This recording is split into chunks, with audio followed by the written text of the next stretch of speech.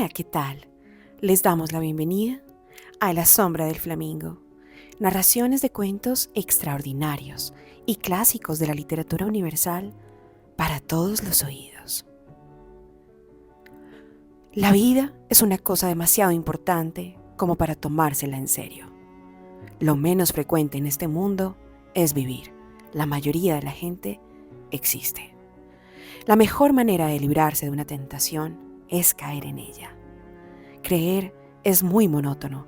La duda y curiosidad son apasionantes. El periodismo moderno nos mantiene en contacto con la ignorancia de la comunidad. Cuando la gente está de acuerdo conmigo, siempre siento que debo estar equivocado. Nunca des explicaciones.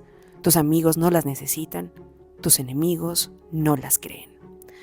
Oscar Wilde, frases de este maravilloso y prodigioso escritor, considerado uno de los más importantes de la lengua inglesa, por su ingenio punzante, su sagaz ironía y la crítica que hizo de la sociedad en la que le tocó vivir. Nacido en Dublín el 16 de octubre de 1854, Oscar Wilde siempre se destacó desde niño por su inteligencia y su facilidad para aprender idiomas. Era fácil adivinar que se acabaría dedicando a las artes. Este escritor creció en un hogar en el que la cultura y las letras ocupan un papel fundamental. Sin embargo, pocos hubiesen llegado a imaginar que Wilde se convertiría en una de las voces literarias más destacables de la era victoriana y que a su vez protagonizaría uno de los escándalos más sonados de la época por su conducta, su hedonismo, extravagancias e inclinaciones sexuales. La vida de Oscar Wilde se convirtió en una obra de doble vía. Por un lado sus novelas y piezas teatrales y por otro lado su propia figura, hecha punta de extravagancias, genialidad y olfato social. Este autor fue un esteta consumado. Lo bello, lo hermoso, lo recargado fueron algunas de las cuestiones que hizo suyas. El resultado de esto fueron obras icónicas como El Príncipe Feliz, El Fantasma de Canterville, La importancia de llamarse Ernesto y El retrato de Dorian Gray. Wilde también fue un representante del esteticismo, influenciado por el movimiento estético y decadente. Wilde se dejó el pelo largo, empezó a vestir con trajes llamativos, decoró su habitación con flores, porcelana erótica y plumas de pavo real. Se alejó del comportamiento típicamente masculino que dictaba la moral victoriana, y todo aquello lo convirtió en una de las personalidades más reconocidas de Oxford. Oscar Wilde se dedicó a viajar por Europa y por los Estados Unidos, publicó artículos en diversos periódicos y dio varias conferencias en instituciones estadounidenses, inglesas y francesas sobre la filosofía estética, defendiendo el arte por el arte. Exploró Italia, Grecia y Francia, donde entabló amistad con Verlaine y otros reconocidos escritores de la época. Dicen que le encantaba tomar absenta en estos cafés parisinos. Durante los últimos años de la década de 1880, Wilde trabajó como editor de la revista femenina Woman's World, colaboró como protagonista de algunos medios y publicó su primer libro de cuentos titulado El Príncipe Feliz, en el que se incluye una de las historias más queridas y renombradas. Después, el escritor continuó trabajando en diversos relatos caracterizados por su ingenio punzante, su sagaz ironía y la crítica constante de la hipocresía de la sociedad en la que vivía. En 1890, Wilde publicó su primera y única novela, esta que nos convoca en esta oportunidad, El retrato de Dorian Gray. La obra fue fuertemente criticada por los conservadores a causa de la tergiversación del tema de Fausto, pero con los años se acabó consolidando como uno de los más aplaudidos textos. Pese a las críticas, Wilde siguió trabajando y empezó a adquirir importancia como dramaturgo. Al mismo tiempo, su esposa Constance Lloyd cambió su apellido y el de sus hijos a Holland, y le prohibió a Wilde volver a ver a los pequeños, intentando así desvincularse al máximo tanto del juicio como de su marido. Oscar Wilde también cambió su nombre a Sebastian Melmoth para evitar así ser reconocido. Se instaló en París, donde pasó los últimos años, condicionado por la pobreza, la enfermedad y los problemas derivados de su alcoholismo. El escritor falleció en la capital francesa el 30 de noviembre de 1900. Su hijo trasladó los restos al cementerio de París, donde Oscar Wilde descansa junto a otros de los artistas y pensadores más célebres de los siglos XIX y siglo XX. Siendo así, tras esta breve biografía de este majestuoso escritor Oscar Wilde, vamos a hacer la narración del resumen del retrato de Dorian Gray. realizado por Rafael Méndez Bernal para 101 Clásicos de la Literatura Universal. Muchísimas gracias a todas las personas que nos han escrito desde España, desde Argelia, desde Perú, desde Chile, Argentina y por supuesto a mis coterráneos en Colombia. Un enorme abrazo, sean muy felices, disfruten esta maravillosa historia y espero que esto nos invite para ver sus diferentes versiones. Y aquí les dejamos con El retrato de Dorian Gray.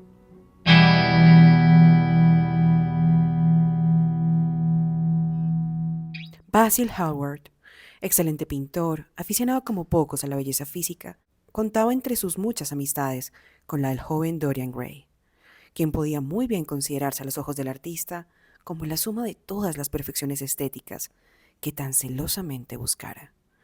En la cima de su juventud y su belleza, Dorian Gray, quien además contaba con una buena situación económica, se convirtió en un objeto de admiración y reverencia por parte de su amigo, hasta el punto de que, llevado por esa fascinación, accedió a servirle a modelo para la realización de un retrato. A lo largo de las sesiones empleadas por el artista en la composición de la obra, Dorian pudo persuadirse de los alcances de su hermosura, y en su espíritu prendieron sentimientos de soberbia y afección, tanto mayores cuanto la imagen elaborada por el artista consiguió una altísima verosimilitud y una irreprochable perfección formal. Dorian Gray recibió con muy buenos ojos la donación que su amigo le hiciera del retrato aquel, y lo instaló en sus habitaciones privadas. Frente a esa imagen destinada por naturaleza a la intemporalidad y fijeza propias de las cosas inertes, el joven Gray pronto desarrolló un extraño sentimiento. Por una parte, no dejaba de admirar la fina ejecución, la pureza de los rasgos y la claridad de las maneras, pero también se abrió paso a su ánimo el equívoco rencor de comprobar que en su propia carnalidad, objeto de la imagen plástica, estaba sujeta al deterioro y al afeamiento de la vida, mientras el retrato se mantenía limpio e invulnerable. Estas y otras reflexiones no tardaron en convertirse en tópicos obsesivos de su pensamiento y alcanzaron alturas dramáticas cuando las minuciosas y cotidianas inspecciones que el joven realizaba en su propio rostro le revelaron una insignificante pero definitiva marca de expresión. Entonces, motivado por esta vehemente constricción de su carácter, así como por las infinitas pulsiones del deseo, se operó un extraño prodigio. Dorian Gray, luego de anhelar apasionadamente que su rostro y corporeidad se mantuvieran eternamente frescos, mientras la imagen al óleo se deterioraba, comprobó incrédulo y fascinado que aquella leve marca había sido un efecto, desalojada de su faz, y la encontró en cambio sobre la superficie inanimada del cuadro. El sortilegio había dado resultado. De ahora en adelante, cada huella y señal del paso del tiempo o de los excesos de la vida sería soportada por la imagen pictórica, mientras él se mantendría eternamente intacto. Siempre, desde sus primeros brotes de conciencia, el joven Gray se había mostrado inclinado a la sensualidad y al placer de los sentidos. Su propia formidable hermosura lo hacía objeto de infinidad de halagos y de presentes, que lo sensibilizaron al máximo y lo asomaron a infinitas avideces. Pero cuando la maravillosa transmutación del retrato se llevó a cabo, todas estas aficiones y deseos se agrandaron desafortunadamente, sostenidos, por supuesto, sobre la certeza de la impunidad. Ningún exceso o descontrol, por exaltado que fuera, ningún vicio o perversidad o desviado atroz, dejaría huella sobre su cara. El retrato lo haría por él y nadie, absolutamente nadie, tendría la posibilidad de comprobarlo. Así las cosas, el joven Gray se entregó con absoluta complacencia a la satisfacción de sus deseos y caprichos, lejos de todo sentido de contención o de mesura. Fueron tiempos prodigiosos para la vanidad de Dorian Gray. Arrastradas por la belleza de sus facciones, innumerables mujeres de todo tipo y naturaleza rindieron sus fortines ante el joven y se dieron por completo a él. Poco le importaron entonces los estragos que su concupiscencia pudiera causar. En más de una ocasión, sus oídos indiferentes alcanzaron a escuchar la dolorosa suerte sufrida por algunas a quienes el astuto seductor engañó y abandonó a su destino. De la mano del cínico Henry Wotton, el joven Gray No tardó en recorrer ávidamente todos los senderos del vicio y la degradación. Su natural belleza no parecía sufrir mella alguna con sus excesos. No obstante, durante las escasas oportunidades en que la curiosidad o un extraño sentimiento de angustia lo llevaban a la presencia de su retrato, Dorian Gray contemplaba en las horribles transformaciones de aquella cara su propio semblante secreto, la verdadera fisionomía de su alma. Pero este atroz espectáculo no lo condujo a la virtud o al arrepentimiento. Todo lo contrario, parecía recrudecer en sus entrañas una luz de crueldad que lo llevó a dar muerte a su antiguo amigo, el pintor Basil Hallward, quien se creyera con el ascendiente necesario para llamar la atención al joven sobre su oprobiosa conducta y le exigiera un pronto arrepentimiento.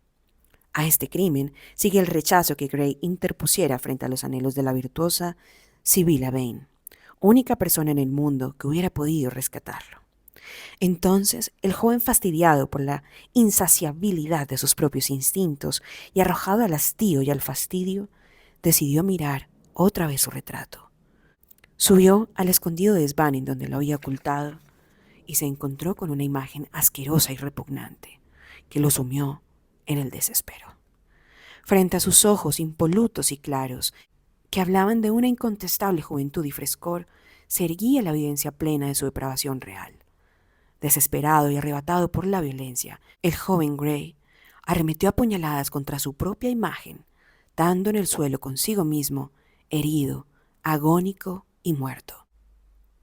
Cuando los criados, llevados por el escándalo, subieron al desván, se encontraron frente a un retrato de la juventud espléndida de su señor, un repulsivo cadáver que identificaron a duras penas como el de Dorian Gray, solamente gracias a los anillos.